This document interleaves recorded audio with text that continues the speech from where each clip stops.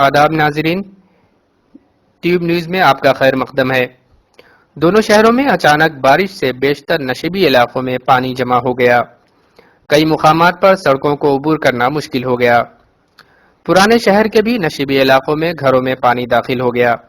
सड़कें गोया झील में तब्दील हो गईं। पुराने शहर के लोग हुकूमत और एरिया कौंसिल पर अपने गुस्से का इजहार करते नजर आए। जीएचएमसी के मानसून इमरजेंसी स्क्वाड के मुताबिक रेती बौली, टोली चौकी या खुदपुरा माता की खिड़की में सड़कों पर पानी जमा हो गया, जिसकी वजह से आवाम को काफी तकालीफ का सामना करना पड़ रहा है।